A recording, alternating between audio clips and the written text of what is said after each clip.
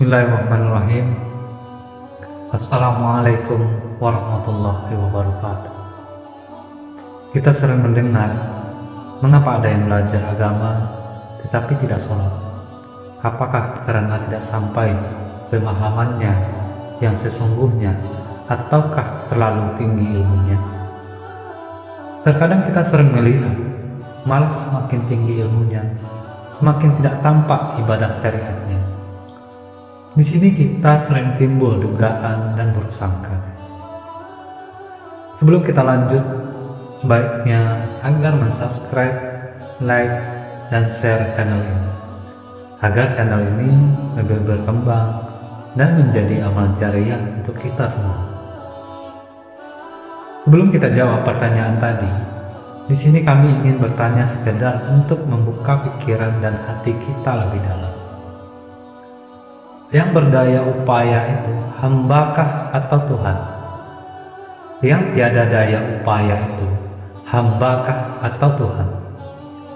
Yang sholat itu hambakah atau Tuhan? Mungkin kita sering mendengar kata-kata ini. Kita pasti paham dengan apa yang dimaksudkan di atas. Namun, jika begitu keadaannya, mengapa diadakan perintah sholat? Perintah sholat itu diadakan karena adanya wujud hamba dan wujud Tuhan. Ada yang menyembah dan ada yang disembah. Jadi di sini ada dua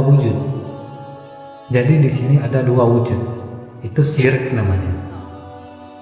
Sifat wujud itu adalah sebenarnya sifat Allah. Sifat wujud itu esa. Hanya Allah saja yang layak bersifat dengan sifat wujud.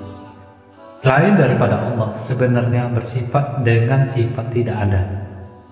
Selain dari Allah adalah diadakan atau diwujudkan atau maujud. Jadi untuk memperkenalkan dirinya, maka Allah telah tajalli atau menzahirkan sifat adanya. Kalau tidak dengan ini, bagaimana dia bisa dikenal? Apabila Allah menzahirkan sifat wujudnya, sifat ada itu tetap menjadi milik Allah juga, dan mustahil akan menjadi milik selain daripada Allah. Termasuk juga tidak akan menjadi milik kita sendiri.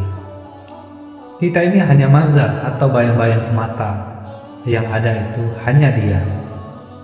Kita ini hanya sifat yang diberi kuasa, diberi ilmu, diberi penglihatan, diberi pendengaran, dan yang lain-lain.